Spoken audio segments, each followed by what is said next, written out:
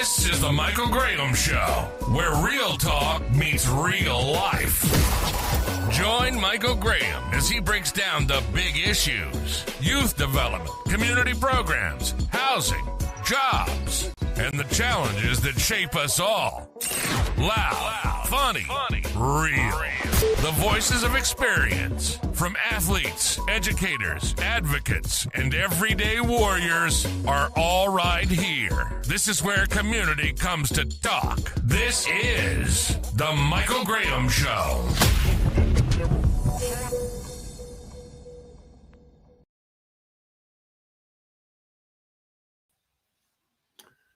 Hello, folks. My name is Michael Graham, and welcome to the Michael Graham Show, another episode. I want to welcome my co-host. His name is Bobby Kinzer. He's the author of the book, The Other Side of the Hoop, The European Experience. Hey, Bobby, how you doing? What's up, Michael Graham, the man with the plan in his hand? I wish, man. I wish. Hey, Bobby, who we got on tap tonight, man? Man, we got some just serious, first of all, DC legends, okay? And the first one we're going to have on is the great St. Anthony's, Georgetown's finest, Felix Yeoman from the Yeoman family.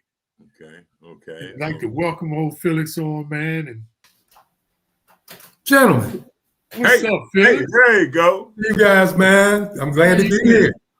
How you been, glad to have you, man. Glad to have you. Yeah, glad to be here with two brothers that I admire, man. With all that you two have accomplished. You know, okay, no Diddy. We need to do a Michael Graham show on each one of you. Wow, that's interesting. And that's real talk. That's real talk with what you've accomplished, man. And, but today we're going to do you. Now, yeah. Phil, if I'm right, you were on the 74 to 78 team in Georgetown. That is correct. And before that, you were with the great St. Anthony's team under John Thompson for a minute before he went to Georgetown. That is correct. For one year. What year were you there at St. Anthony's? I was at St. Anthony from 71 to 74. And, you know, being from DC, both of you guys know that the schools were configured differently at that time. You know, public schools went up to 6th grade, junior high school 7th through 9th, high school 10th through 12th. Right. St. Anthony's, all the Catholic schools started at 9th grade. So I started there in the 9th grade, and that was the team, Merlin Wilson and those guys were seniors. That is the team that went 25-1 and won the Knights of Columbus tournament. Were they like number one in the nation? The year before, they were ranked number one in the nation. For some reason, not this year, but they were highly rated. The year before, they beat the Mount Vernon team with Ray Williams and Sam Williams. And ironically, we were 25-1. I was a freshman, and coach let me practice and run with the varsity, which is now it's not very unusual. Back then, it was unusual for him to let a 9th grader practice with the varsity. They were 25-1, and ironically, the one team they lost to was my older brother's McKinley Tech team. One team. Xavier was on that team, and who else? Yes. Joe Gorham. I mean, not Joe Gorham. Yeah. Gorham. Cricket. Okay. Anthony Cricket Williams was a sophomore. Wow. And as James Gorham was 4, my brother played center. And they were kind of the mainstays on that team. Yeah, Shirley Martin was also a sophomore on that team. Now, wait a minute. And the guard, when the guard, Jeff Harrison, no, who was the guard? That year, that would have been 70. Yeah, I'm jumping ahead. That would have been 72. So, yes, Jeff Harrison was still there. JoJo Hicks. JoJo Hicks, 4, Jeff on the gym. I'm not sure Monroe was still there. Oh, Money Monroe, yeah. That's right. But Tech had some good teams. Right. And as a matter of fact, the year before, during my brother's, in 71, my brother's sophomore year, they won the Knights of Columbus. Oh. They beat a Mount Vernon team that 5 D1 starters, Earl Tatum, Rudy Hackett, Gus Williams. McKinley Tech beat that team. Wow. That was undefeated. But 5 players that went D1 and started D1. So, basketball, I mean, DC has a hell of a basketball legacy that not everyone is plugged into. They think DC basketball started in the 80s. And as you know from our era, Bobby, there were some hell of a teams in the 70s. I mean, I think when we competed, there were at least 2 or 3 D1 players in the starting lineup of just about every school. Right. Some went deeper than that. And the teams were tall because y'all had a tall team, man. Yeah, we did. Yes, we did. Let me ask you this. I keep hearing all this stuff. And see, this is what I'm trying to get these kids nowadays to know. That this basketball thing didn't start in the 2000s or N1 didn't invent the game. And, that's right. It goes back. It goes back farther than even me. So I sit up here and listen to you guys. I'm an old guy too, but you guys are older than me. That's right. I listen to you guys, and I love to hear these stories. Just the same way when I used to listen to Coach Thompson. That's right. Talk about the players in the area. A bunch of players. Matter of fact, I was talking to Bebe the other day, and he was telling me about this. I don't know if he said a kid was 13 years old back in the 60s, and he could whip any grown man. Right, man. He was talking about that kid, right? Yes. Yeah. And I'm like, what? And me listening to all this, and I'm always saying, man, these kids thinking that, they don't have to fix this wheel because it's not broken. Right. If you go back and listen and look up the history and know what came through here, you'll find out that a lot of guys were way better than you. Right. As a player that came through here. So well, I mean that, yeah. So did you ever hear this guy named Gary Meyers? Oh yeah. I never heard of him. Mike had me. Now this would have been what, like 50s or early 60s, Phil? Early 60s. Hey, Mike, check this out. The guy went to there's Mike. All right, Mike. Mr. Riley. Mr. Riley. Hey, Coach, how you doing? I've been here. Hey. I've been here. How you guys doing? Good. Fantastic. All right, Look, Coach. I was just telling him Michael Riley from the great Georgetown and now coach at University of the District of Columbia. But Mike, I was just telling him, we were talking about I'm from Cadoza. DC. Have you ever heard of Gary Meyers? He'll let you know he's from I'm not from Cadoza. Spingarn. I'm not from St. Anthony's. I'm from Cadoza. You better watch your mouth with your on. That's right. Definitely Cadoza. There's Hey, so Jay, many of y'all guys from Georgetown that was at St. Anthony's. He was on that team that what did you do, Mike? Did your whole team shave your head bald? Yeah, we shaved our head bald and went to the championship. Hey, Felix, you kind of young to remember that. Yeah, I've been around. I listen. But there were some ball players that came out of Cadoza. I mean, I'm talking about a lot of people don't know about Michael Jackson, who played for the Utah Stars. Right. And DeCarlo Wiley and Ed Epps. Okay. Yeah, it was a guard school. They got a lot of guards that came through there. Right. Very seldom had big guys. We could have used a Felix Yeoman. Hey, to go after those rebounds after y'all shoot. Yeah, Mike Graham. That's right. That's right. I'm sorry, Mike. I couldn't seem to make it happen. You mastered that technology. But we were just talking about different eras before we got on, and I was telling a story about in the early 70s how McKinley Tech beat that Mount Vernon team. And in 72, we beat that Mount Vernon team in Knights of Columbus. Mm-hmm. And we were talking about how they seem to think high school ball started here in the 80s. But if you look back, even in the 60s, on the men's side, no one still has broken that 55 in a row record set by Big John's Carroll team. Yeah. It was you talking about the team he played on? They won 55 in a row. There was can I bring up one little small little highlight of that? So that 56th game they lost. Because they won 55 in a row. And the 56th game they lost. And they lost to Cardozo. Oh, okay. Who's on that get that team? little jab in there, huh? I think, but that was 50. Was that 55? Yeah. Wow. I'm not sure the year, but I think Bob Head may have been on the team. Okay, heard that name. Yeah. And on that Carroll team, Tom Hoover, who played George Leftwich that just passed away. George Leftwich, the president of Notre Dame, who was president of Notre Dame for decades. Monk Malloy, who was the other guard. Yes, yeah. And who else? Hoover and Big John Thompson, right? Yeah, right. So, but they had John Austin played on that team. He was younger. Right. They had a good team. They didn't have just those guys. What's the center was because Coach played. Who was the center? His son went to Manhattan. Oh, so wasn't Hoover? It was Hoover. Yeah, Tom Hoover. Right. Tom Hoover played center because Coach was finesse guy. Right. Heinz 57 varieties.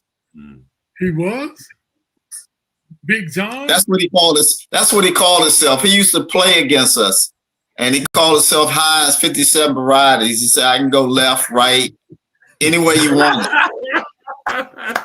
He be talking smack. Had nothing like coach. Nothing like your coach talking smack to you. Yeah. Couldn't foul him. Yeah, because of course he was from DC. So he had a DC swagger too. Hey, so Mike, since you were in that was what years were you at Cardozo? Well, I left there in 71. And did you do 4 years at Georgetown? Did I do 4 years? You sound like it was jail. Did I do 4? Yeah, I was there. I didn't go hardship. I was just wondering because I hear all the stories about how tough John was and how he was not really an offensive coach. Is that kind of true? I don't know how you measure that. I mean, we in some years we averaged over 75 points per game, and you could count that as being defense, that turns into offense. I don't know. We had some pretty good offensive players there. You got a player like Patrick Ewing that you got to figure out somehow you want people to get him the ball. Right. Then you got a player like Allen Iverson that you want to coach other players to get out of his way. Right. But even not at the level of Allen Iverson, Charles Smith was like that. Smitty was like that. Get out of his way. Mm-hmm. Let him do his thing. True. So I don't know how you measure that. That metrics is hard for me to say, guy's an offensive coach, he's a defensive coach. They do that in football. I look at players like Eric Smith that was like all Met when he came out of high school, and it seemed like he played more defense. Seemed like Gene Smith played more defense. Seemed like that's all I was going. But you had Reggie Williams, who was a shooter. Yeah, well, Bobby, let me interject, man. But Mike is being humble, and he won't tell his story, so I'll tell his story. When he finished at Cardozo, he spent a few years in the Navy. Oh, and John found out that he was available, and almost literally went up on the ship and got him when it was time for him to re-enlist and brought him to Georgetown. Mike was a freshman with me in '74. Okay. And we did 74 through 78. And in addition to that, your question is timely because after working a couple other jobs, I guess he was headed to Gonzaga to teach or whatever, John picked him up as a coach. So Mike has spent probably 30 years on the hilltop. A significant, before he was coach at UDC, a significant amount of time under Coach Thompson, which means he was tutored by one of the brilliant basketball minds in the game. So your question was timely for him to answer because that's what he does. Wow. So since he won't tell you, I'll tell you. And there's some people who consider him the second best defensive player to come out of Georgetown. Yep. Who's the first? Pat, of course. Okay. Pat. And if you look at the way John went into it and structured his teams, you named them. You named Gene Smith. You named one other. Mike was the original prototype type for the lockdown defensive guard. Yep. I mean, the lockdown defensive guard. And then after that, you can see John always tried to keep a guy that could play defense like that. But they never reached the level of defense that Mike could play. You know, and it had everything to do with us winning. You know, so he started off with that philosophy, you know, play lockdown defense. But the reason why we scored a lot off of turnovers when I was there was the man you're talking to right there. So you want to talk about Mike. I want to talk about you right quick because people don't know this.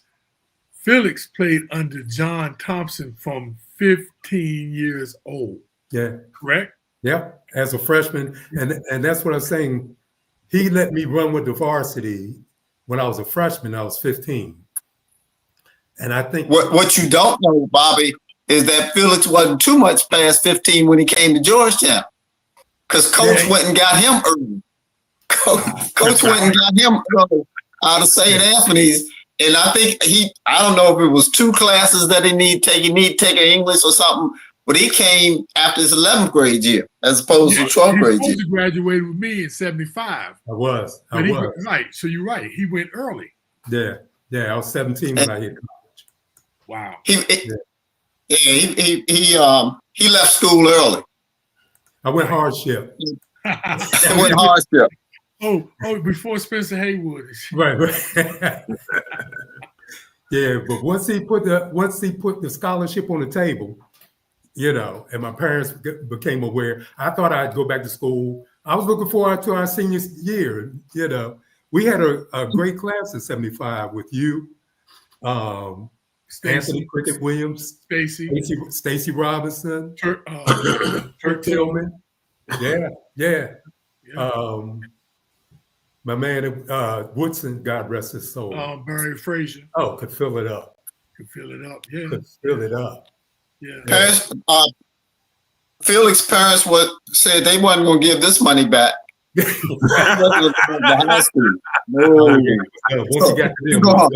going over there to Georgetown? That's what you going to do. Yeah, I was done. Once they found out, I was done. Right.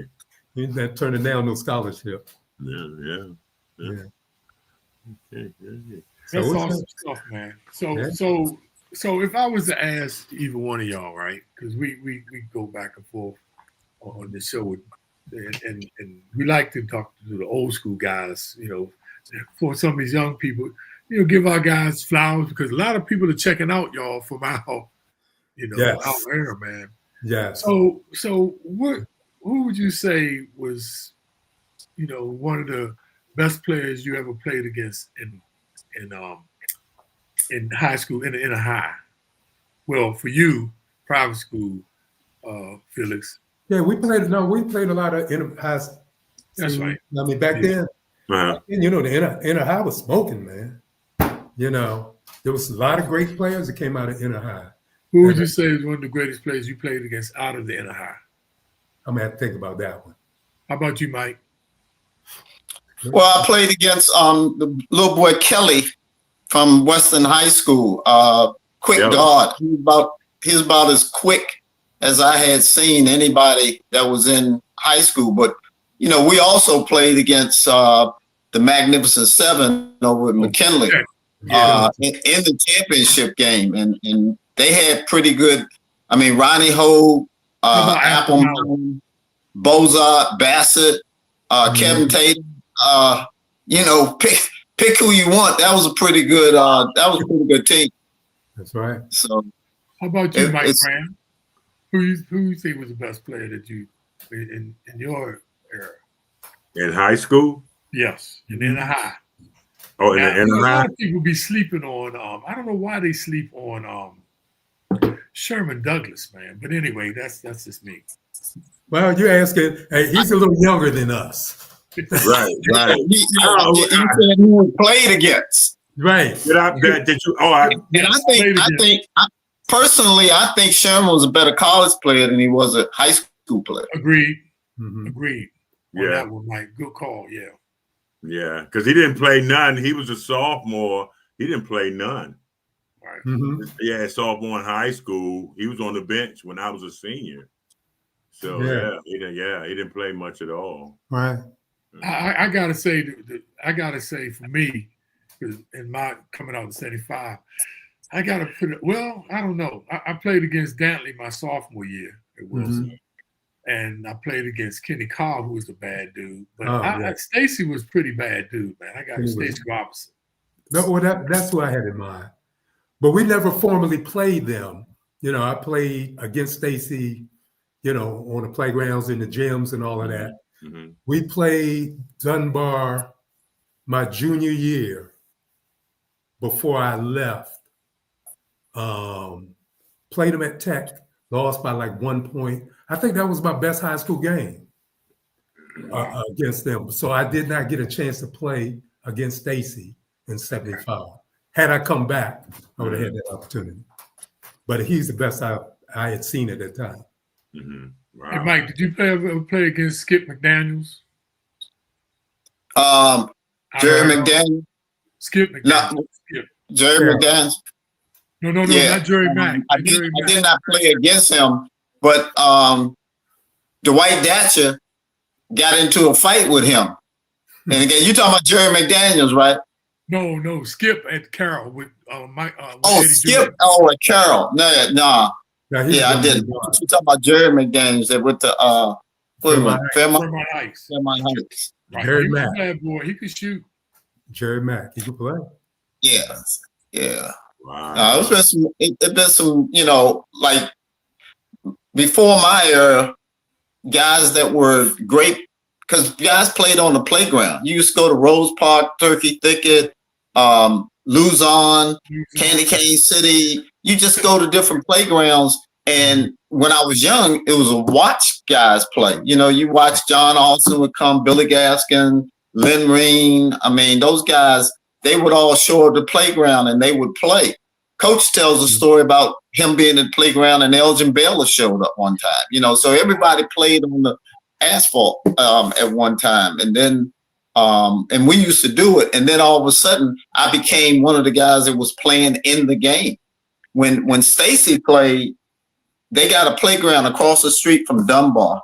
I can't think of the name of the playground, but I mean cross street from Dunbar and also across from Number 2 Boys Club.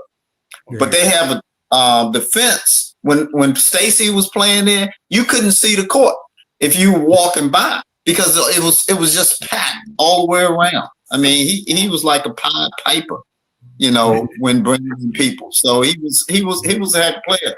He was down Number 2 Boys Club, and I had just got back from the service, and I went down Number 2 Boys Club on a Saturday. He was down there, and he came in and said, "You got next?" And I said, "I got next," because I did, but I had already chosen I was going to get a big man from whoever lost. And he said, "You got next, man?" I said, "Yeah." And he said, "Let me go with you." I said, "I already got mine." He said, "What you mean you already got some shot?" And so I was literally, I told Stacey the story. He probably remember. I literally was sitting down. I ain't been home for about 10 days, right? And I'm sitting down, and so then I kind of just rose up on the wall, and I said, because I said I got my vibe. He said, "Man," and he did like that and walked away. I said, who is that? And the guy said, man, that's Stacey Robinson. I said, who's Stacey Robinson? I don't know who Stacey Robinson is. I had just gotten back, but that's my boy now. That's my boy, Stacey. Right. Stacey called me every morning. Yeah. Stacey was incredible, man. He did. Wait a minute. Let me tell you this real quick. I forgot where we were going, but I think we made a couple of stops. I was going around Michael Graham. Michael Graham knows more people, I'm talking about by name, than anybody ever been around in Washington, D.C. And I've been around a lot of folks in Washington, D.C. But you know how you go somewhere, like we were down at the place, Bobby, on Sunday, and I go in there and I see people, and sometimes I see people and I can say, hey, what's going on, Jack? What's going on, Flood? But other people, I can't remember their name. And I say, what's up, baby? You know, what you doing? Michael Graham walks into a fast food place. Hey, Mel. Hey, Frank. Hey, Bobby. Hey, Bootsy. He knows everybody. I've never known anybody to know so many people in all my life. We're about Ben's Chili Bowl. And he calling people like by name. I said, damn, why does never know anybody to know so many people? How do you know all these people? He's legend. He's legend. Hey, he's legendary. People know him. I understand that. But he knows them. He knows their name. You know, I just never known anybody to go up and meet somebody. I was at that thing, Bobby, the woman that came up and gave me a hug. I was trying to figure out what her name was the whole time. She lived in the development that I lived in. I was running around, what's her name? I know her face, but I can't think of her name. And that's why it's so beautiful when we have a coaches meeting, when we go to the Final Four or something like that. It's always, you see somebody, hey, coach, what's up, baby? Because it's a coach. You can call people by the name of coach, but when you see other guys like those things, you don't know their name. What's up, dude? What's up, buddy? My man. Well, my man. The reason I got that way because I used to walk around the city every basketball court and play, and I would meet people, and I would stop at places and just meet people, man. When they see me going down the street in Northeast, dribbling basketball, or they might see me in Northwest playing basketball. It could be anything. So yeah. That's a great time where basketball gave you a pass to go all around the city. It's like a diplomatic immunity. Yeah. That's right. There was a lot of areas were territorial, but if you were there, and I learned how to play from the older guys. I just played with older guys that was older than me, and every time it was a challenge. And even if they were taller than me, it was just something about my mindset that, I was better than them. Right. And that's been throughout, Yeah. I was on Butch McAdams. So I actually put together a plan. If my wife and I go to the Safeway or Giant or Costco, if I run into somebody and I say, hey, man, what's up with you? And he said, what's your, and my wife, I told her, if I don't introduce you right away, just stick out your hand and say, you know what, my husband is so rude. My name is, she said what her name is. Now he got to say, I said, yeah, that's Ray. Hey, man, I try to make it work the best I can, Yeah. So. That's awesome. A great idea. That's great. Hey, that works until they just say, pleased to meet you and come back to you. But it's good to practice on people's, names. I used to see Felix's wife all the time, Lexus, and I knew what her name was, and so I would say it. So you get the next time I see her at the grocery store or whatever it is, I say her name. I knew her name. So I don't remember. My coach taught me out down at Texas A&I University. He said, Bob, 2 things you need to remember to do. Remember a person's name, like you say their name and say thank you. And those 2 things took me around the world. Just saying, like you said, Mike, just remember somebody's name. It's amazing. People are appreciative. But they feel good about that. The only thing now, their reaction is, oh, he remembered my name. Yeah. That makes people feel good. It's important though.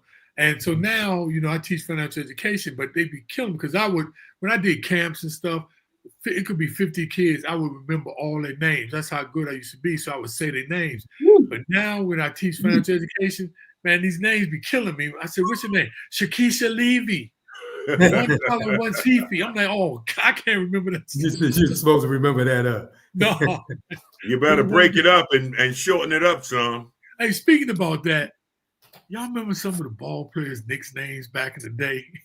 Well, that's what I was getting ready to say. When we had camp, I ain't trying to remember Gerald. I say, Big Head, come over here. You know, yellow shoes. Come on, yellow shoes. You know, I mean, you call people by that.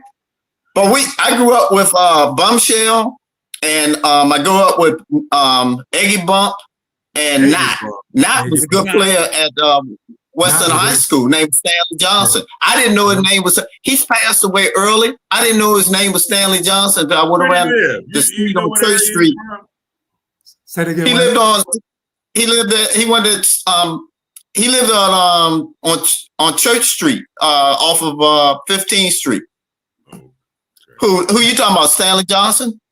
No, I know a Knott too that passed away real early. Yeah, he passed away early, and I didn't know his name was Stanley Johnson until I went to the funeral. Everybody always called him Knott, and they called his brother Bump, Eggy Bump. Everybody had a knot in their neighborhood too. Somebody had knot. Yeah, they had knot on their head.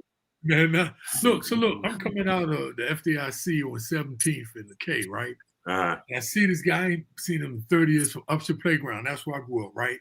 And I see the mug, and the mug go to give me 5, right? He said, "Oh, Special K, Bobby King." And I went to give him 5. I thought who it is, and I hit that mug with an elbow, right? And he was kind of like looking at me strange. But guess why I didn't get his nigga 5? I ain't lying. I never knew his name. But his nickname down Upshur Playground was called the Beat the Meat Man. I hit him with an elbow. He looked at me strange. I called up my boy Billy Brown. I said, "Man, you can't believe who I just saw." He said, "Who?" I said, "The Beat the Meat Man."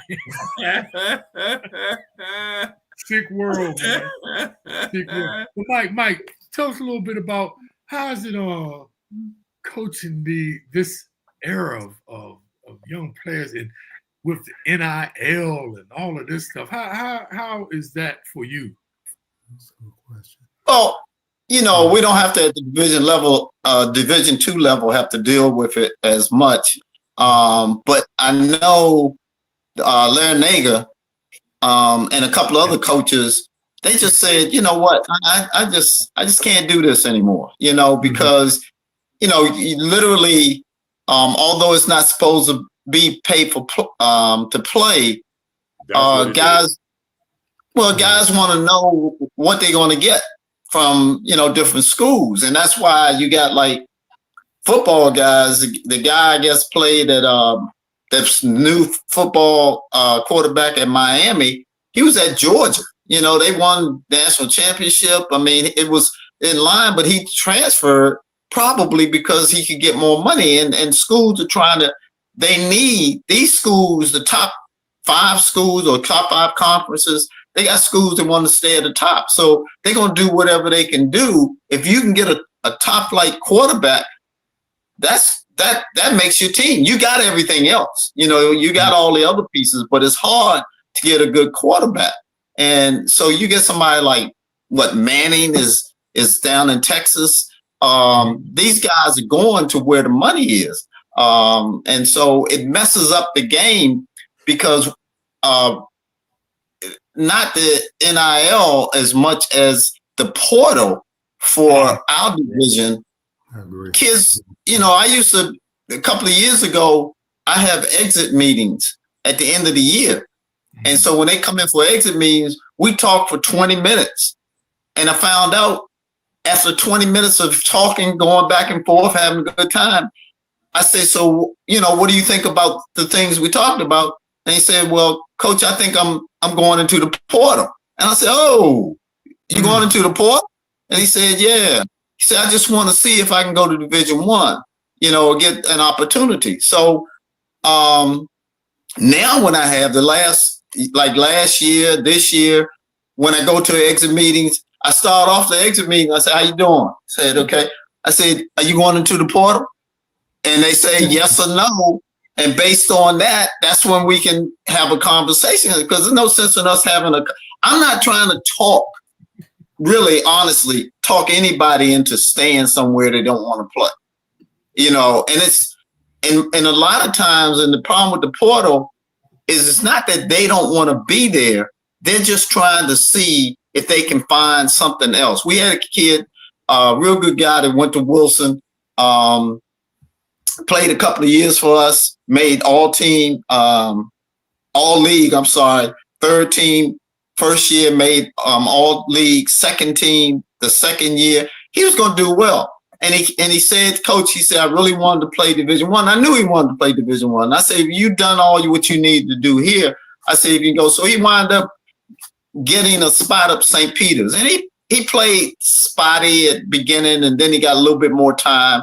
And so I'm happy for him. I applaud. I will help a kid if they want to do that. But there are kids that get into the portal, and you know as a coach, ain't no way in HELL that they're going to be playing on anybody's Division I team. They're just not. They could be pretty good at Division II, but it's hard to tell somebody. And I try to take myself back and think about, I really didn't know a whole lot between difference of Division I, Division II. I'm be honest with you. When I came through, I was going to go to Virginia State because my high school coach went to Virginia State. My mother said the opportunity to get an education at Georgetown is a little different than going to Virginia State. And I knew she was right about that. So it wasn't about Division I, Division II. It was about that I had been away from home for 3 years. I wanted to come home. And I actually had, and this is a different story, but I had a responsibility that I had to take care of at home. So I think this whole portal thing messes a lot of people up with the process of, I want to play Division I, but I want to maybe go somewhere else. And if they're dissatisfied with their growth, or if they're dissatisfied with their playing time, or if they're dissatisfied because somebody got on them academically, or if their girlfriend, anything, they thinking about changing schools and want to go on the portal. And sometimes I think kids, I really do think sometimes, not all kids, some kids like the recruiting process. Hey, how you doing? Why don't you come on by? Why don't you, why don't you swing on over this and let us talk to you? And guys are talking about, how good you are, how good you can be, the plan for the future. I mean, if we bring any recruits in, they want to see our smiley face. They want to see, we're going to straighten up the place and we're going to make it sound good and look good as best as possible. We're not going to lie to them. And I think that, so when you're recruited, but a kid that says they want to go into the portal, that means that once they go on the portal, that means we got a spot that's open. So while they're recruiting, and I always tell the kids, we're recruiting too. So you may go out the door and you say, well, I'm going to go in the portal. And you go in the portal and you may be in the portal for 3 weeks. And you decide it's not working. No Division I schools are calling me. I'll call coach back and tell him I'm coming back. He calls you up and you say, you know what? You can come back, but I don't have any more money for you because I already used that for a kid. Right. So it's, it's a balance, and you feel bad sometimes because sometimes these kids are getting bad information. And a lot of times, unfortunately, it's coming from guys that work them out and things. Guys send me a workout tape, of a guy shooting and the ball going in the basket. Does it mean anything? Of course, it means something, but it's at a low level until you get an opportunity to see that guy play or get tape of him playing in the game. Because you working, and the foreign guys used to do that all the time. Before, now they know, but before they used to send you a tape of a guy working out, going to his left, going to his right, pull up, show, a whole 30-minute tape of just workouts, shooting, throwing the ball off the basket, grabbing rebound, blowing out. Come on, man. I mean, I could do that at my age now, so it doesn't work. So, right. Yeah. That's real tough. Have you ever experienced that where you had players leave because of they thinking that they can get something better at another university or school? Yeah. Well, guys, sometimes guys want to get closer to home. We had a guy to leave this past year that he didn't get a lot of playing time as a freshman. Last year, his sophomore year, he got more time and he came on at the end. Sometimes, and kids, when I went to Georgetown, I thought you couldn't tell me anything about defense because I was a good defensive player and everybody was telling me I was a good defensive player. So I wasn't like, I thought I was a good other people were saying you're a good defensive player. So when I went to Georgetown, I'm just out there. I learned more about defense from Coach Thompson and learned how to play team because I had no concept of team defense. I knew how to play man to man. You give me, if I was a boxer or tennis player, I'd have been great doing that because it's one-on-one. But now I got to protect somebody else or I got to get help from somebody else. It's team. So a lot of guys think they know how to do things. And this particular kid, we were telling him he had to be tougher. He had to get in rebound. He had to stay in front of his man. He had to do all the little things that came with shoot. He could shoot the lights out. But it was all the other things that he needed to learn how to do. About midway of the second year, he started to do some of those things. You could see him on the weak side on the tape. You didn't see it in the game maybe, but you saw it on the tape. He was boxing somebody out. You saw when we got the rebound, he was blowing out and running to the corners, So you got to see those things. So he got more playing time. And then with the playing time, so now this year, he probably would have started. But he decided he wanted to go to another school that was closer to home. And he just thought he needed to get a change. So he did that. And I'm not mad at him because he wanted to go. But I think that if it had been 10 years ago, he may have not have thought about that.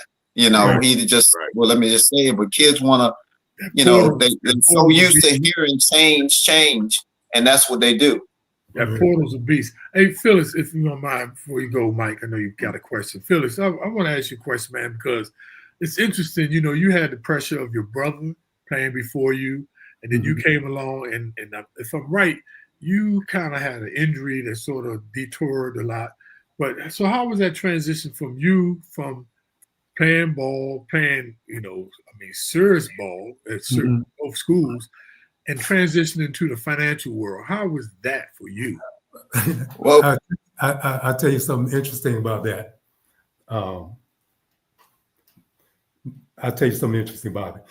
We were, after those first 2 years, first season, I had a stress fracture in my leg. The second season, I broke my foot. And it was early in the year, but I was a good ball player, but I wasn't a cat like James Worthy. I don't know if you remember when James Worthy came back from breaking his foot, he was limping and giving him 25, 30 and 15 miles because his foot hadn't really healed. So Felix, let me jump in. Felix could jump out of the gym. When he got hurt, that took away something as far as his jumping out of the gym. Okay, so go ahead. So when did you get hurt at? You got hurt in college or in high school? In college. Okay, in college. Freshman and my sophomore year.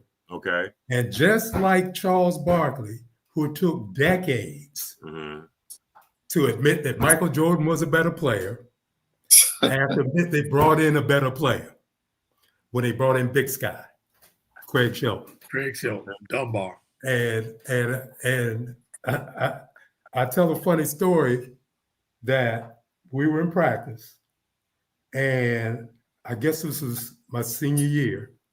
And I'm gonna tell you, Mike, you'd have been proud of me, man. I'm checking Sky, and I'm giving him the forearm shift. You know what I mean? I'm hitting him, man. I'm pushing him around. Because I was still a pretty big guy. I'm pushing him. I'm hitting him. He catches the ball in the post, and I go to hit him, and he spins to the basket. And dunks it, and I'm talking chest high. Wow. Wow. And I look up at him, and I look down the court. I said, I need to start thinking about what master's degree I'm going to get.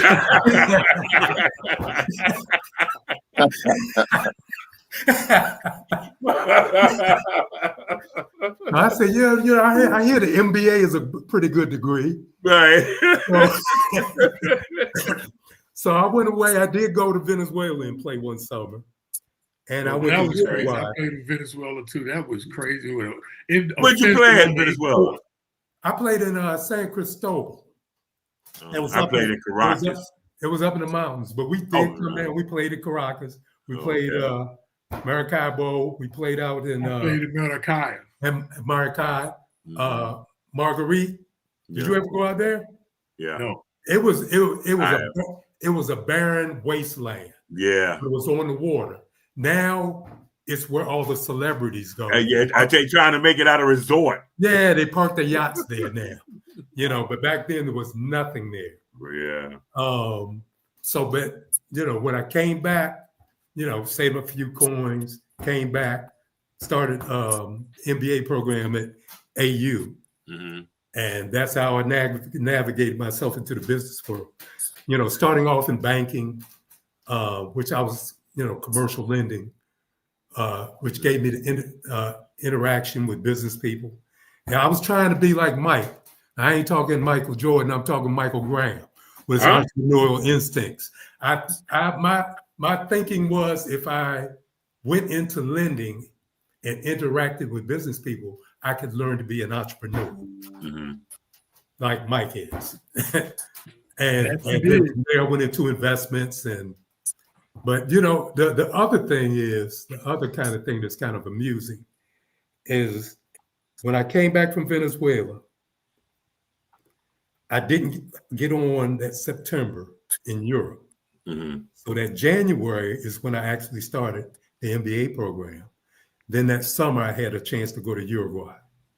Down in Uruguay, saved up some money, said, I need to get back and get started with my career, and get focused on what I'm going to do. Mm-hmm. So I came back, I finished the MBA program. I went into this commercial loan training program, started working at the bank. And about 2 months in, I was sitting at my desk and thought to myself, what the hell was I thinking?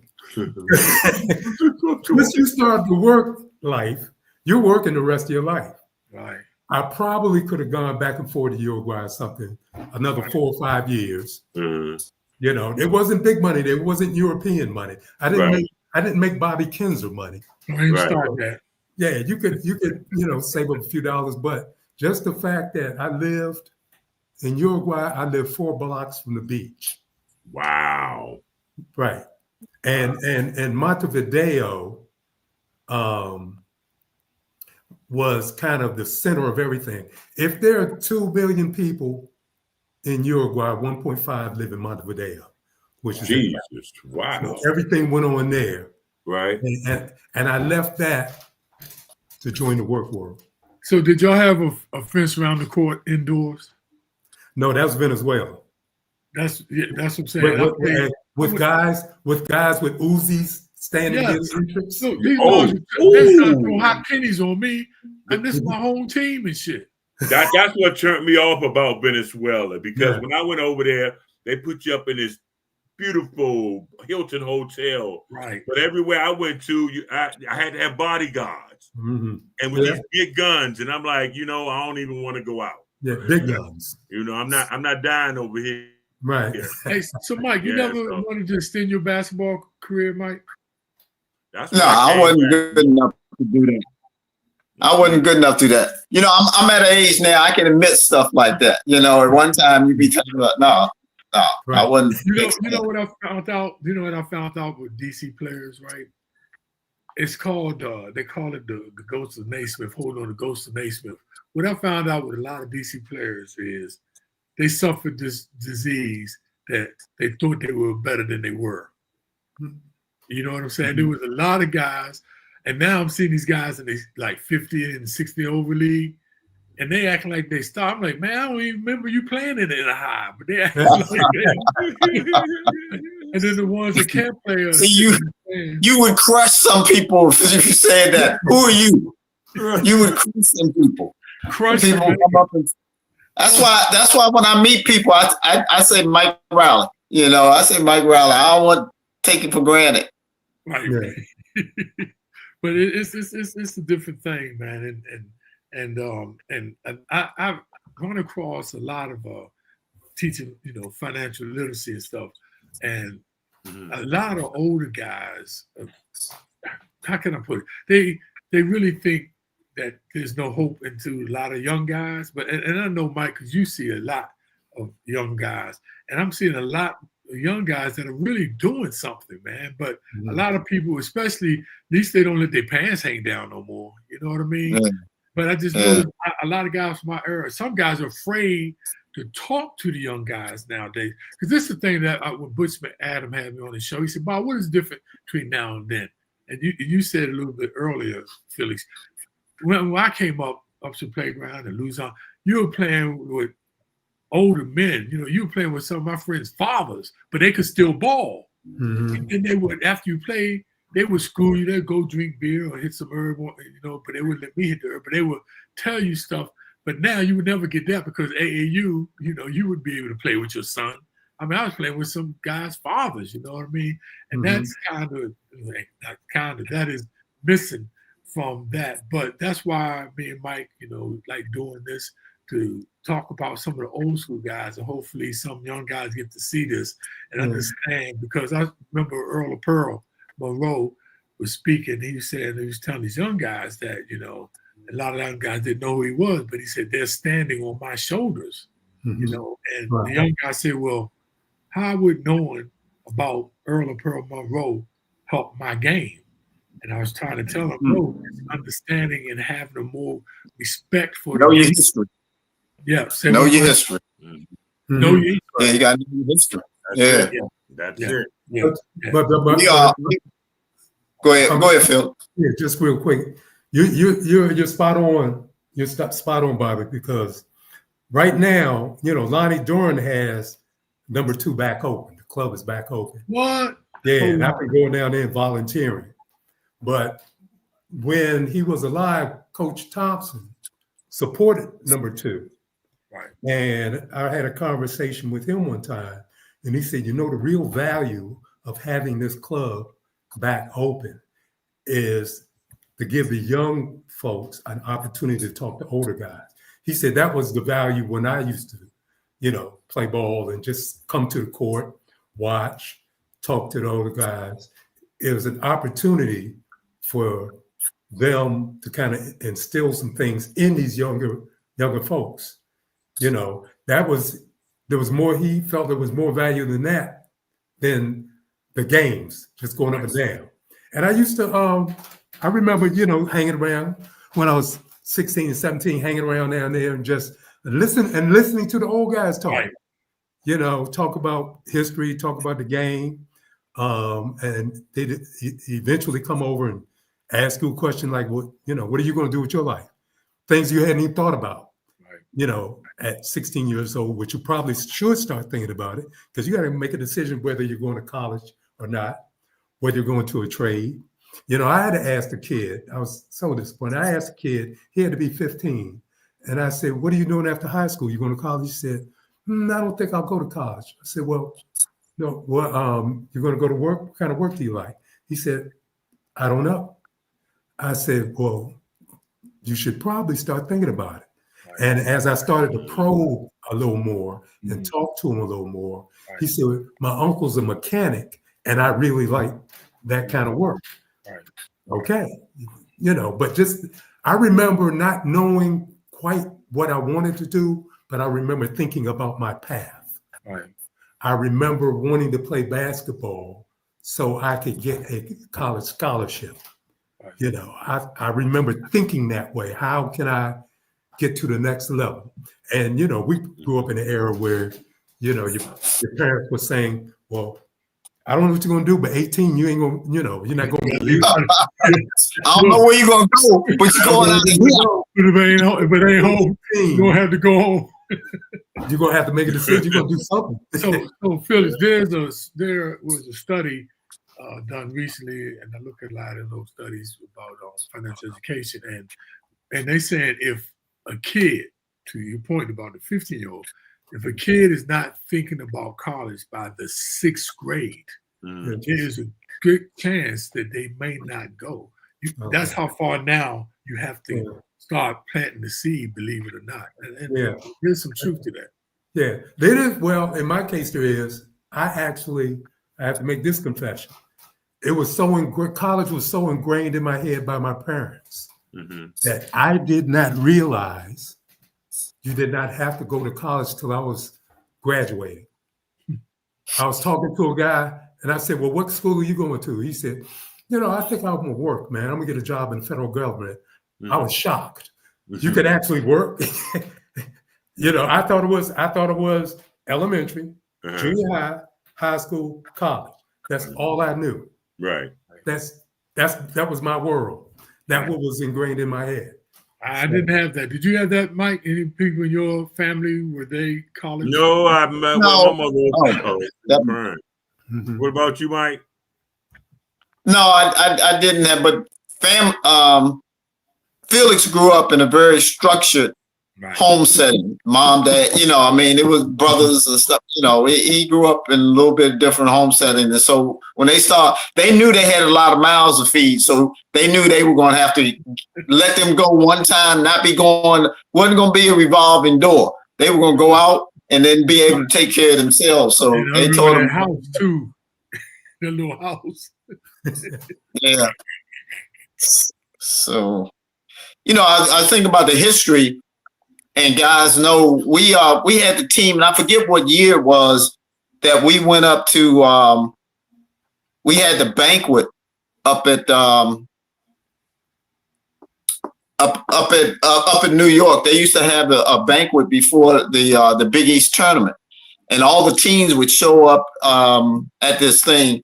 And as we came in, we tried to intentionally be a little bit late, but as we came in, the reporters and everything was around this big fat guy, and they were talking to him. And some of the kids were asking, "Who is that guy? Who is that guy?" And I stopped and looked over there, and I said, "Oh, y'all don't know nothing about him." I said, "That's Pearl Washington." And they said Pearl Washington, and I was surprised how many guys didn't know him in this era of YouTube. And you looking up everybody and know, because some guys do use that to their advantage because they can talk about old school basketball. I'm at the age, whereas when I was young, it was word of mouth.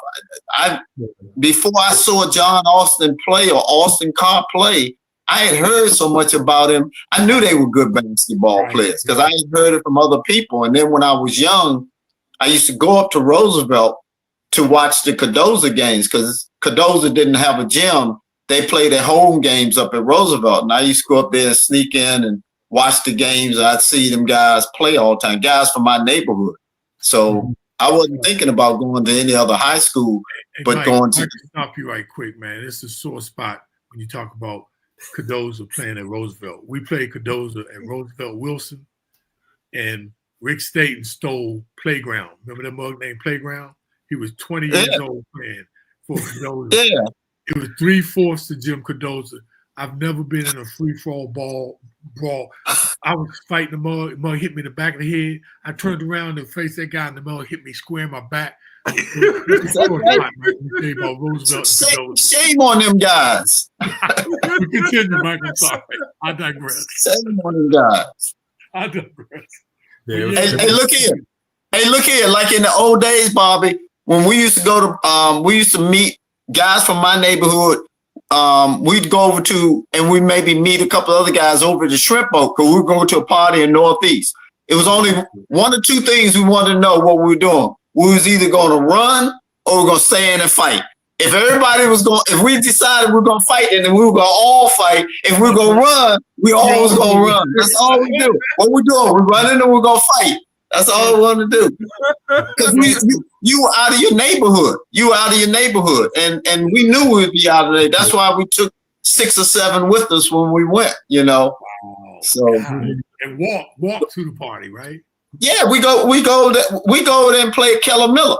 We go over and play at Keller Miller and be some good games over there. And then we say, well, start heading. We would walk back up East Capitol. We'd be walking back up a little ways, man. These guys don't know. They get a ride to the gym. They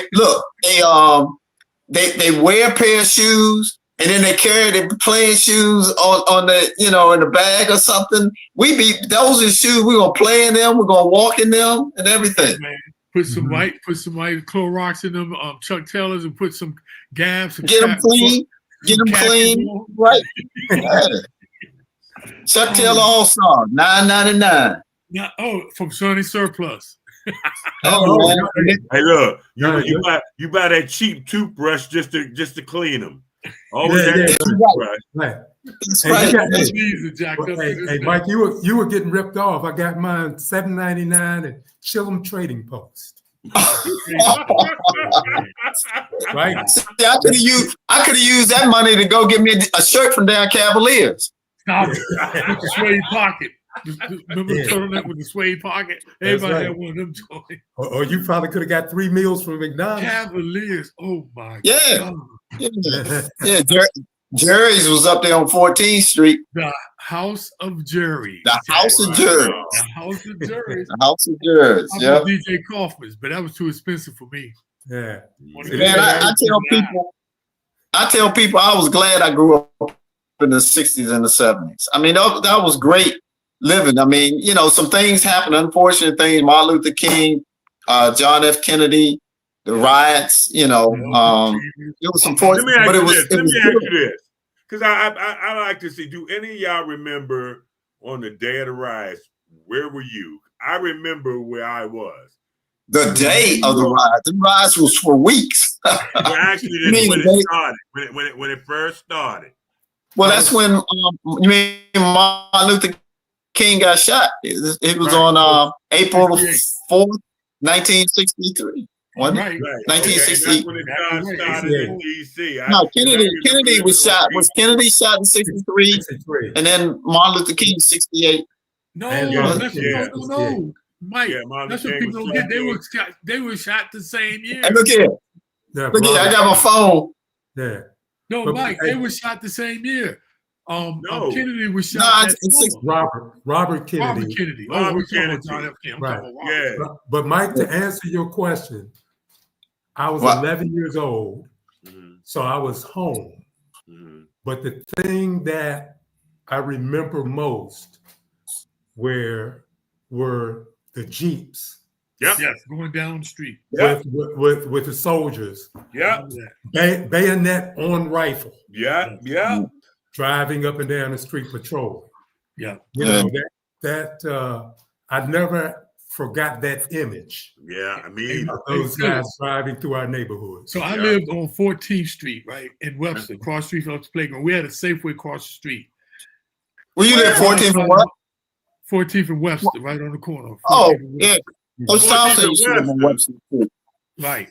Well, what is Safeway? Because I had some property on 14th and Webster.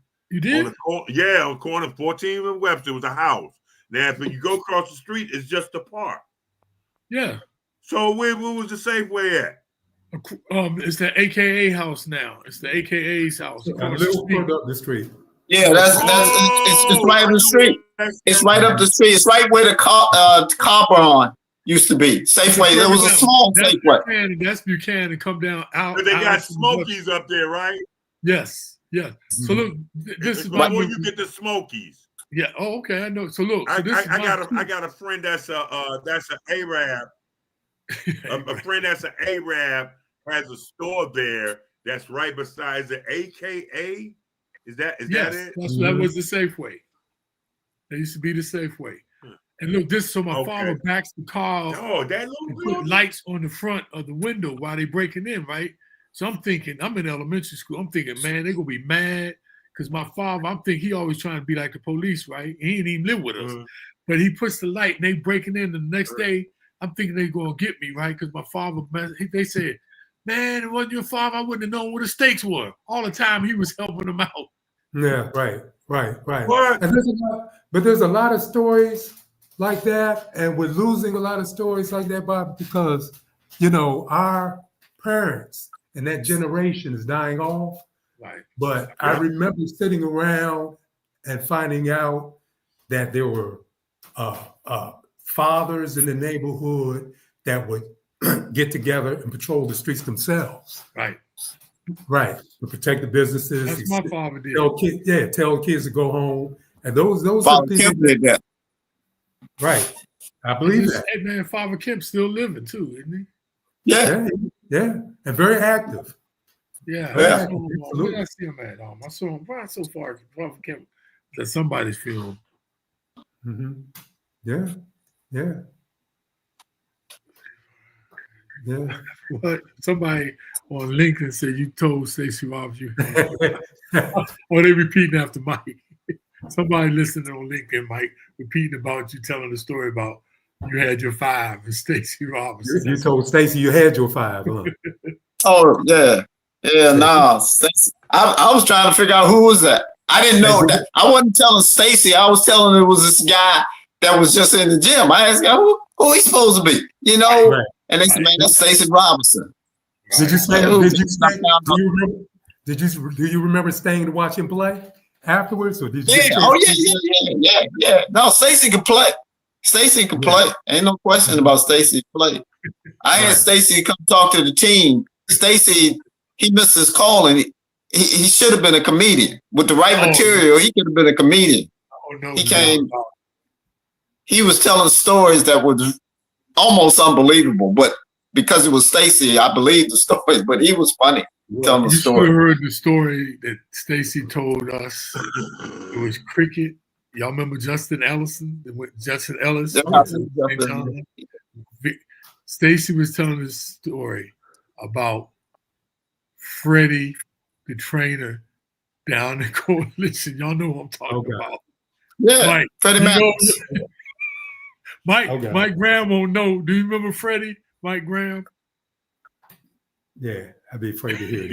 Yeah, Mike know. Yeah, Mike know Freddie Mathis. Freddie Mathis, Dr. Freddie Mathis. Don't say nothing mean about Freddie Mathis now, because he helped a lot of people out. He helped a lot of people out. I'm not saying he helped a lot of people. Freddie was the nicest. Freddie was the nicest person that you ever want to meet. Trust me. Now I'm gonna tell you what would give you the shirt off. I'm gonna tell you what Freddie did. That a lot of people, Mike. I'm gonna tell you what Freddie did. A lot of people don't know. You had to have a trainer at the games in order to play the games. He showed up at a lot of games and didn't get paid for it, but he showed up just so they could have the game because they had to have that. They made it a mandate. They had to have a trainer in the building. But this is the thing about that, Mike. He wasn't a trainer. I'm just kidding. Well, he had some credentials. No, he didn't. I'm just Bobby, I don't even know why you want to go there. I don't know why you want to go there. I got respect. He was a very good man to me. I'm not in the book. I'm not in the book. You don't think you're in the book. You don't know this shit. I know I ain't in the book. Yes, you are. Wait a minute. So you've been looking at all the pictures in the book? I see that it wasn't Mike. I see the book on that camera. I will run. I don't know what y'all talking about. I will run. Right. That's exactly right, Felix. That's exactly right. Felix, that's a good way. Take the high road. What are y'all discussing? That's exactly right. Bobby, I don't even know why you bring that up, man. Let that man rest in peace. There you go. There you go, Bobby. Bobby, that's not time out. That's a check on you. That's a check on you. Let it go. Let it go. Yes. I have no respect for Freddie. But Felix is in the book for real, seriously. Oh, you saw the book? Yes. Wait a minute, Felix. He got more than one book. He got more than one book. Yes, he is. I don't know. He may have more than 2 books. I just know that I don't know. Change the subject. Change the subject. Yes. Hey, thank y'all for coming on. What do y'all feel about this game of basketball today? You know, with all this money everybody's trying to make. You know, you got Michael Beasley on tour doing one-on-ones and making money off that. You got 3-on-3s. You know, you got the AAUs. I mean, everybody just finding a way to fill up their pockets to make money.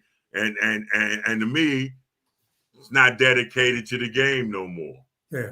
Well, Mike, interesting you to say that, man. We were talking about the NIL and a transfer portal. And it was somewhat of a double-edged sword for me because I enjoy the fact that the kids now can make some money. I remember we used to get $15 a month meal money. That's right. A laundry money supposed to last you all month. You know, $15 a month. Yep. But you were in line to get it when they were giving it. You were right in line to get that money. It meant a lot.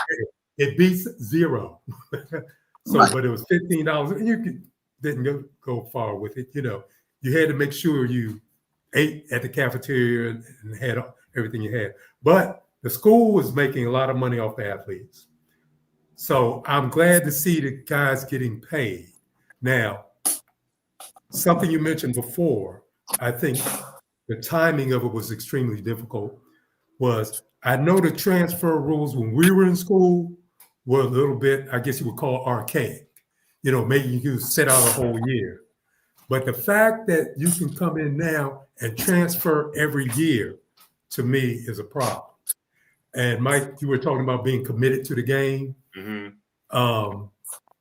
You know, a guy could have a wonderful season at a school and still leave.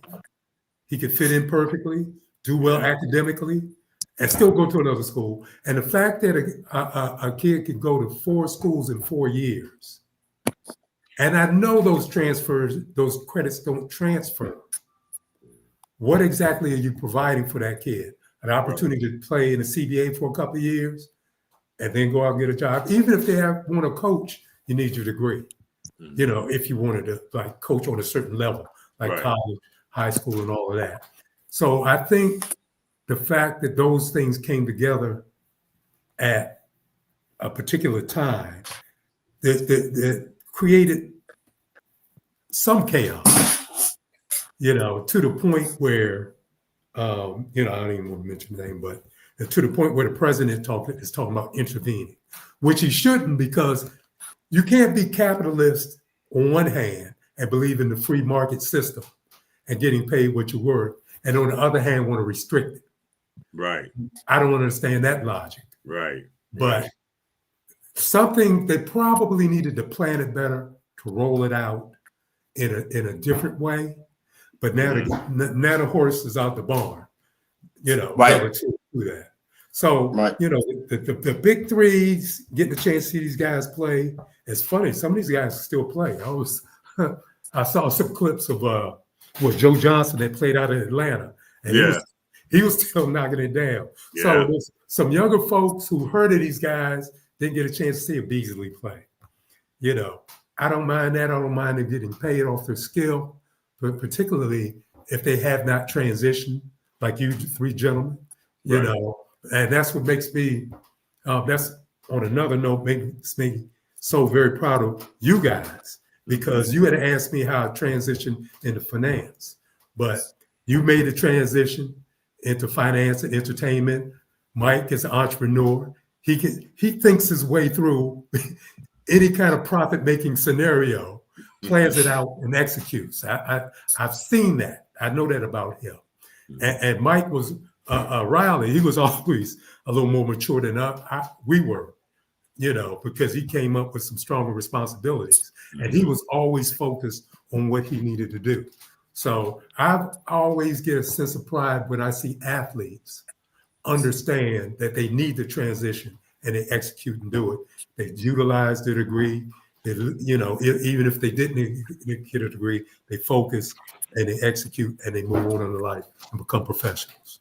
Yeah, because as you get older, man, you try to find out what's next if no ball. And I'm glad I had the opportunity to go back to school to get my degree. And right now I'm working on my master's up at Georgetown, you know, a couple of classes at a time. But just trying, I just, just want to fulfill that, and seeing that how I can provide for my family as I get older and, transition on to the next world. That's right. Yeah. That's right. Because there's some guys that don't make that transition. Yeah. They have extremely hard time transitioning out of athletics and into the professional workplace. Yeah. That's been good. It's been good, you all. Really appreciate y'all coming on, by the way. Taking your time out of your busy day, too, Yeah, I do, too. And also, I want to not forget, I want to wish Butch McAdams a happy birthday. His birthday yesterday. He had a heavenly birthday. Yeah, that guy there, man, I miss that guy, I really missed him. Right? That guy pulled me out of a lot of situations that I thought about getting into. Mm-hmm. And I know when he wasn't sure about it, I know he called Mr. Rowley there. Right. Yeah. Well, did you know that Mike and Butch were best friends since the second grade? Yeah. Whoa. Okay. Yeah. First grade.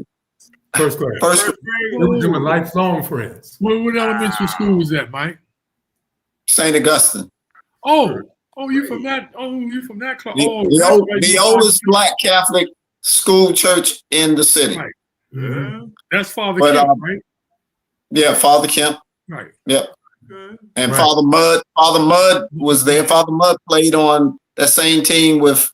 I mean, no, he didn't play on team. He was in school at the same time that the team won 55 in a row. Okay. See, I'm just listening to all these ties, man. Mm-hmm. I mean, because the DC is a small place.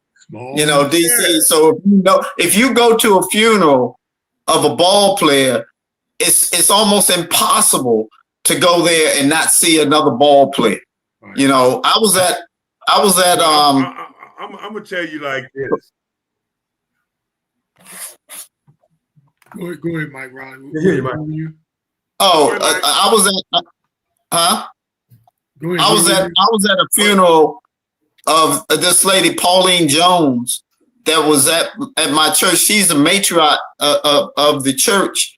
And I looked in this kid, I don't know if y'all know this guy named Milton Lundy, but Milton Lundy, he played at Roosevelt. I played against him at Roosevelt. He played at Roosevelt, good player. He went down and played for Harold Dean at Virginia State. But he walks around and I said, Milton, what you doing here? He said, Pauline Jones is my aunt. I said, Pauline Jones is your aunt? I said, many times has Pauline cussed me out and yelled at me because I was keeping the books for the parish council. And man, she used to jump on my behind about stuff. But there was a connection I never even knew. So I just see people. Every time I go, seem like I go to a funeral, I see people and say, I didn't know. Who was that funeral? I was at George Leftwich. I'm thinking it was going to be a bunch of old people there. Malcolm Battle. It was all these young guys, connections because the guys that he had coached, and I forgot about that. That was at the funeral. But you go around here, DC. I love DC because at Billy Gaskin's funeral, he had six all-Met players to carry as coffin carriers. And one of them was an All-American. That was Harold Fox. Fox carried him? Yeah. Yeah, Harold Fox was a pallbearer at Billy Gaskin's funeral. Right. Oh, that's cool. That's respect. That's respect. Jacksonville. Yeah. I mean, Carlos Jones played at St. John's and Notre Dame. Yep. And we sat together. But we used to work together at West Financial. I worked at West Financial for about 4 years after Georgetown, and we worked together side by side all the time. He is about one of the nicest guys. We used to have conversations. I had never met Carlos Jones until he worked at West Financial, and we used to talk about stuff that we knew, like we'd been talking for years together. It's just people know each other, because he knew the Billy Gaskin story. He knew the Austin Carr story. He knew about them going away to school. He just knew all kind of stuff. I used to talk, but he's one of the nicest guys that I've been around. I enjoyed. Matter of fact, when I saw he was at the funeral, I went and sat right next to him, because I know that he just, he's always talking about sensible things, not like being in the military. If you got a lighter, a cigarette lighter and a watch, if you're in the service, you can make time, because somebody always asks you, what time is it? Or give me a light. Give me a cigarette. Yeah. Hey, but Mike, I sat down the last year's Legends, Legends, and that was the first time I ever sat down and talked to Carlos Jones. And it was amazing, man, because I didn't realize he played for the Dallas Chaparrals in the ABA. And then he was telling me about how we was at Notre Dame with Sid Catlett. And who that was it Austin? No. Was it Austin Carr? Yeah, it would have been Austin Carr, right? Yeah, he was at Notre Dame. Right, he was ahead. I think he was ahead of Collins. Right. But Collins was a freshman. And he was a freshman. Yeah, I was thinking about I'm thinking about this movie, What in the Water or Something in the Water or something. Right. I don't think that movie really done any justice about DC. But that was Prince George's County basketball. That was Prince George's County guys. That was Prince George's County's guy's story. Yeah. That was Kevin Durant. Someone needs to do one on DC. Really. Well, Penny Green has this footage. Penny Green did this footage about 10 years ago. And I went in, he interviewed me and he had a lot of people come up at the Mather. He even interviewed when I was getting ready to start the show, he interviewed the guy, Gary Meyers, who had one arm and played at Right. They talk about Gary Meyers, and I've never seen Gary Meyers, but they talk about Gary Meyers like he was a legend. Where you go that? They said the Mo was a better baseball player. He had one arm. Mike, check this out. The guy was a hell of a basketball player. He went to Armstrong, by the way, high school at the time, down by Dunbar. But this Mo, they said, Felix, he was a catcher in the high, one arm, and nobody ever stole second base on him. Wow. I've never seen it. Wow. I believe that too. But that's but anyway. Yeah, it's a rich history here. It's a rich history. First time I heard the story of Meyers was I was down the 17th Street Stead Playground. The guy was telling the story, and he walked away. It was a guy named, they used to call Dukesy, and he walked away. He was older, and I was young, and he walked away, and the guys that were there say, "Oh man, that MFer, he lying. He ain't telling, ain't nobody got no one arm playing no basketball, and say it was lying." And then I heard the story again by some guys that had more credibility than these guys, but they had more credibility up there. And they told me, yeah, man, Gary Meyers can play, man. So it's funny how a lot of that stuff comes together when you're playing, because, Bobby Winston, as you know, Felix went to Georgetown, but Bobby Winston, his uncle, who went to Cardozo, used to play right up at Kingdom Boys Club. He used to get people to come at Kingdom Boys Club, which is right up the street from me, and we used to go there and play. And then I played at the Y, and I didn't realize that Coach Thompson, when he lived on W Street, he used to play at the Y, because people had played at the Y. If you were in the right hand corner, because of the balcony, you had to shoot a flat shot. You couldn't put arc on it. You had to shoot a flat shot, and everybody used to. That's how they identified. They say, yeah, you had to shoot that flat shot, because if you put arc on it, it was going to hit the balcony. But it's just a lot of good basketball in, and somebody should do a documentary of it, because what happened. Penny interviewed. I mean, I'm talking about some old guys. He interviewed me, and he's got the footage, but he's been trying to get. Some reason the funding to get it. It's been 10 years, and it's called the Supreme Courts. He's got it. You get guys like Bo Scott, guys that went, long time ago, Superman. You get all these guys because you hear these stories. You hear all these stories and you put it together. But what happened was is that people used to live in the city, and that's where the best basketball was. And then they tricked us.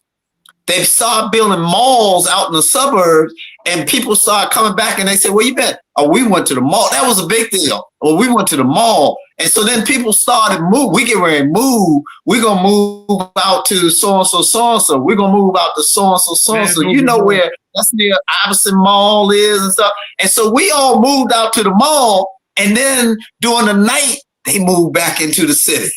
And now we all got kids all out there, and the best basketball now is in Prince George County, and DC really doesn't have a lot of good basketball. So it's interesting. They moved out to the suburbs. You called it, Mike. They moved out. Yeah, they tricked us, including me. Yeah. Well, gentlemen, I want to thank y'all for stopping by tonight, man. I really do appreciate it, man. Felix, I appreciate you coming by, taking your time out. Coach Riley, I love you, man. You like my second father, man, for real. So I want to thank you, man. I really do appreciate it. Mike had been fighting his brother the day before Coach went down there to sign his letter. It was blood on the door. What was that? Oh, down there in Southwest DC. Hey, look here, Bobby. One night I had to go find Michael.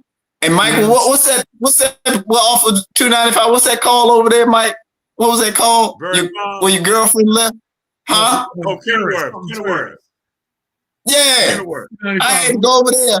Look, Bobby, it was about 30 people on the block. Swear to God, I got a 15 seat passenger van. I pulled up and I get out of there and I'm trying to act tough and I'm walking there, stop and looking at me, and somebody hollered from the crowd, "Hey, Coach!" I said, "Hey, baby, how you doing?" I was so glad to hear somebody say, "Hey, Coach." I said, "Hey, baby, you looking for Mike?" I said, "Yeah, man, where he at?" He said, "He back there. I get him for you." Man, Mike came out. I said, "Come on, you gotta go back to school." He said, "Yeah." I said, "What you doing?" He said, "Nothing, man. I stay in the house. I don't be staying out here with people, man." Everybody looked like they were 30 or over. Everybody looked like they were 30 or over. It's crazy. Anyway, I'm sorry, Mike. Mike, what's that called? Something terrace. What's that called? Kenworth. Kenworth. No, is it Kenworth? No, but it's not. It's part of Kenworth, but it's two sections.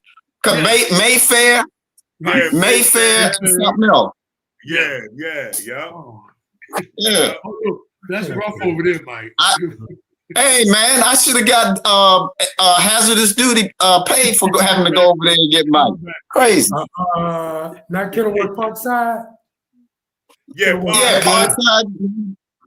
Parkside, and then Mayfair. Yeah. That was the hole. Back in the day. That was a hole over there. That's right. That was a hole, yeah, no lie. Oh, man. I want to thank y'all. I'll be glad to have y'all back on. So don't be surprised if I call y'all. We was going to have Gene Banks on with us tonight, but I said no. I'm gonna go ahead and do my family first. I appreciate it. And get back with Mr. Banks afterwards. With Tinkerbell. Huh? Tinkerbell. Beep. There goes the Jeep. Yeah, they just call him Tinkerbell. They should call him Tinkerbell. Yeah. He can play. I didn't say that. You did. Yeah. He could play. He could play, man. He could flat out play. Yeah. Mm-hmm. So, guys, I want to thank you all for stopping by, man. Thank you, Mike. Thanks for having us. Thank y'all. Appreciate y'all. We appreciate it, man. And y'all all take care of yourself. All right. Okay, you too, sir. All right. Thank you. All right. Thank you. All right. Thank you, Felix. I want to thank you too. Okay. Yeah. Thank you, Mike. All right. Good too, Phil. Later, Mike. All right. It's me and my co-host left, Bobby Kinzer. We're going to be out for a couple of weeks. We're going to take some time and sort of like get things together as far as the show, as far as our guests. So you all will have ample notice about who we bringing on. Anything else you got to say, Bobby? No, this has just been another great show, man, to talk about some DC legends, man. Ain't nothing like it. Okay. All right. So we're going to see you all probably the second week in August. That Tuesday. It'd be that Tuesday, I believe. Yes. We'll come out with our guest that's going to appear. We want to thank y'all for joining us tonight once again. Thank y'all for joining us, me and Bobby Kinzer. Don't forget to pick up his book, Tell them what your book is and where they can get it from, Bobby. Bam! The Other Side of the Hoop on Amazon and Barnes and Noble. The Other Side of the Hoop, European experience. Mike, this has always been good, man. I mean, them guys, man, we go back. I go back with Felix, man. Yeah. And you go back with Felix, but you go back with Mike. I didn't realize. Yeah. That's great stuff, man. We're gonna keep on having some great guests you all.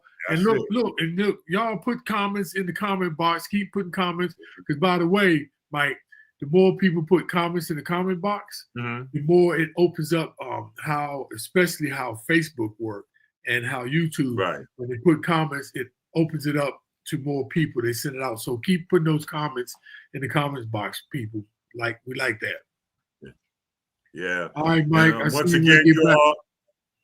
All right. Thank y'all for coming in, and we'll see y'all on the next episode of the Michael Graham Show. Good night. Peace.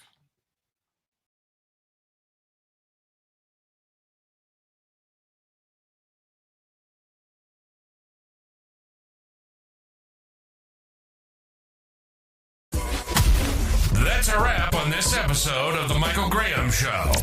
Big thanks to our guests, and bigger thanks to you for listening. If it hit home, share it. If it made you think, talk about it. Because change starts with conversation. Catch Michael next time. Same truth, same energy, same mission. Till then, stay loud, stay real, and stay connected.